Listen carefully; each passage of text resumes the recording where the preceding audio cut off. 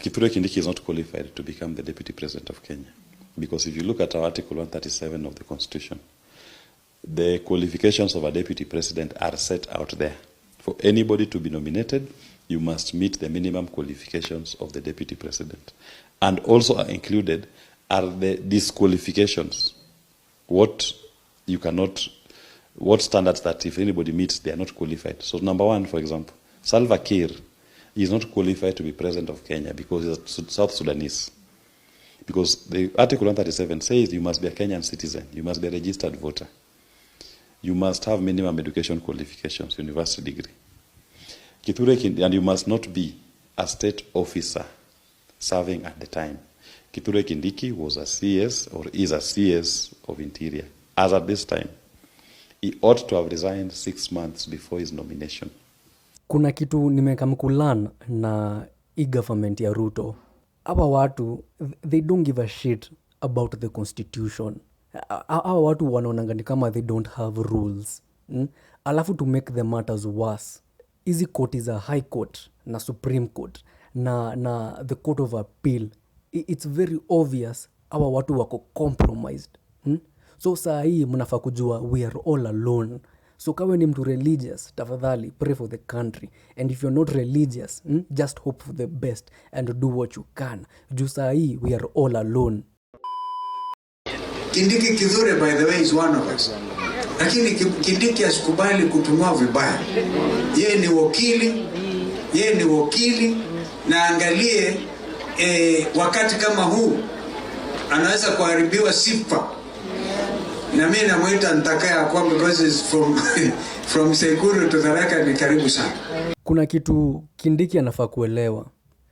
Na ini kitu yenye inafaa kuwa very clear in his mind. Kama impeachment ili happen ya Gachagua, the one person mwenye alipea Ruto the Mount Kenya vote, inaweza happen ya Kindiki very fast.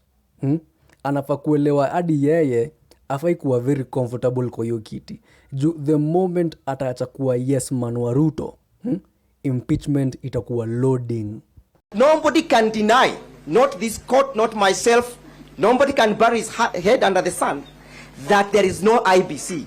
If Kithure Kindiki is to be sworn in tomorrow, what will be the import of swearing in a person who has not been verified and approved by the organ that is supposed to do so? And our data cannot be handled in the manner it's being handled. Even now, when you look around, Safaricom has not responded. It was accused for aiding state agents to track and abduct citizens.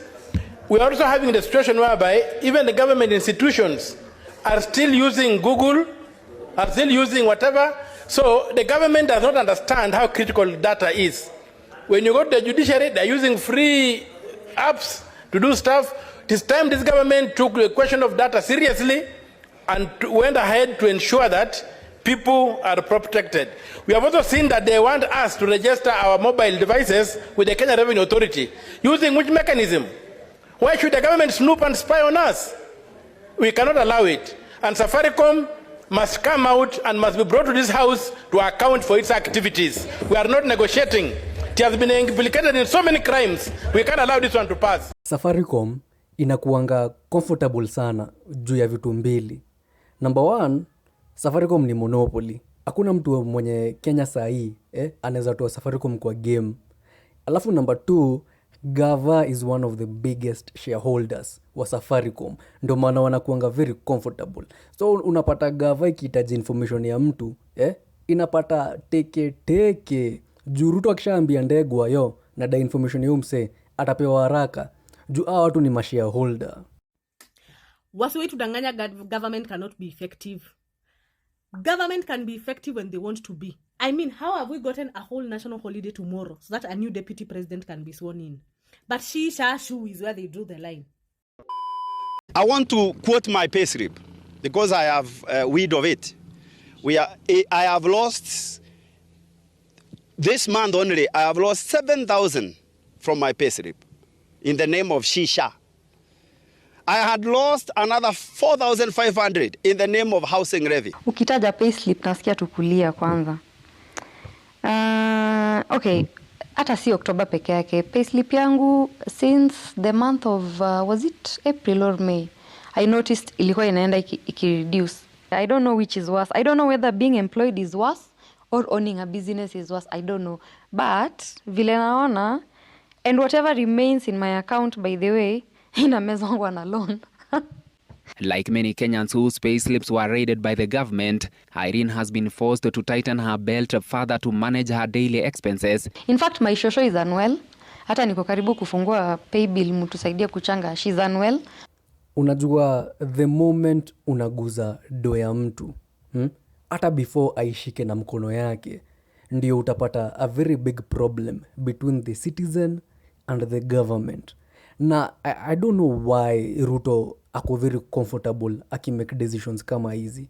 Ndio ndio nasema 2027 itakuwa a very interesting election season.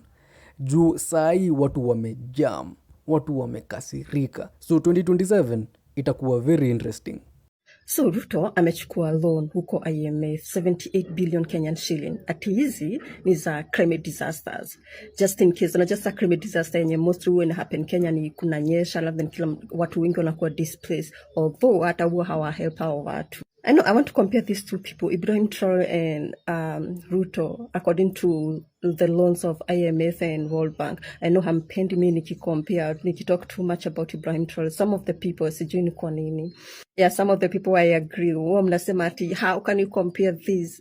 Ibrahim Traore is a leader. Huyu mwingine ni politician. He doesn't care about anyone. But acha niwaonyeshe these two situations. Unaona Ibrahim Traore, IMF na World Bank, walikuja wakamwambia wamuassist, wakambeg. This leader Ibrahim Traore alisema hapana, hataki usaidizi. Imagine, alisema hataki loan, hataki usaidizi yao. But huyu wetu, the slightest thing, anatafuta tu kitu kidogo tu, ende akachukue loan. It's a struggle for independence. Parliament does not work for Kenyans, Senate does not work for Kenyans, the judiciary does not work for Kenyans. Sasa mahali tumefika, ukitaka justice, ukitaka judgment, achia Mungu. Sasa only God can be the judge and a just God in this country. There is no independence of institutions or houses in this country. But ile kitu ya maana is the beauty from Gachagwa's impeachment is that Mount Kenya is more united than ever before, and the unity of mountain is good thing. It is well, it is well. In God we trust. Kenya ni ya Mungu, Mount Kenya ni ya Mungu, kila mtu ni wa Mungu. Inakuanga very embarrassing kuona mtu mwenye alielektiwa na the people amekaa chini kwa parliament ana make decisions not based by what the people want but juu amelipwa. Juu umepewa mita, una make decision enye it affect raia wenye walikuwa elect hapo. Inakuanga very sad.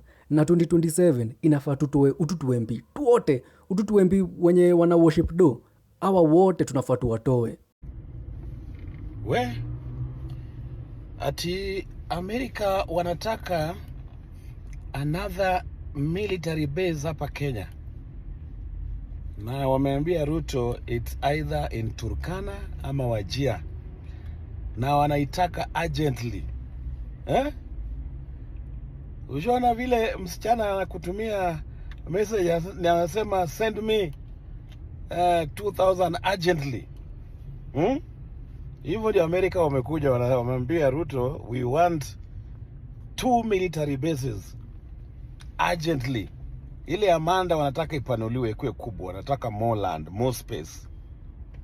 Alafu Wajir ama Turkana urgently. What's going on? Ni nini inaendelea jamani?